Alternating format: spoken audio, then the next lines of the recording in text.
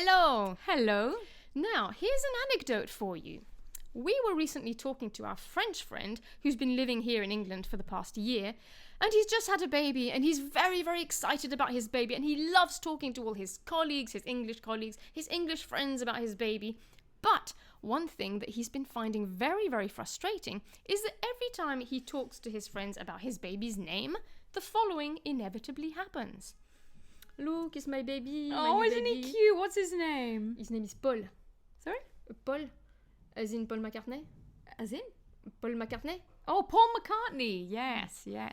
Okay, so what was it about the way that he was saying his son's name, Paul, as in Paul McCartney, that made it difficult for other people to immediately understand what he was saying?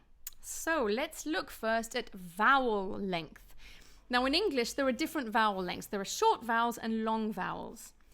Paul has the long north vowel in it. The vowel you get in the word adore. I'd like some more.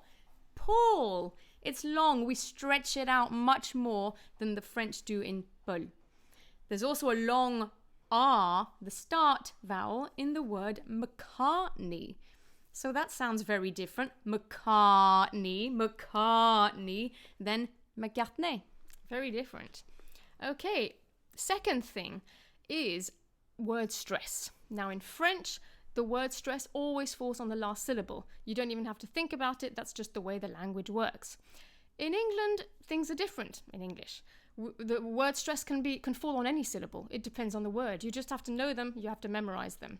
Now, obviously, for English ears who are used to hearing words pronounced in a certain way, for example, Paul McCartney, they will find a shift in stress very difficult to process. So, Paul McCartney is not immediately going to be recognizable as the name Paul McCartney. So this can sometimes cause a bit of confusion. And one third thing that can be mentioned, although it doesn't really affect understanding, is aspiration. So aspiration is the audible release of air that you get in English with the consonants p, k, and t, particularly at the beginning of a word or at the beginning of a syllable. Now you get this in Paul. An audible release of air happens on the p, and you don't get that in the French version. Paul, Paul. It's also in McCartney, McCartney. No audible release in the French version. Mm-hmm. And that aspiration also helps to lengthen that vowel, I think. Paul McCartney. Now, obviously, we're not saying that our friend is unintelligible. Far from it. But he was just finding it a little frustrating to always have to repeat things twice.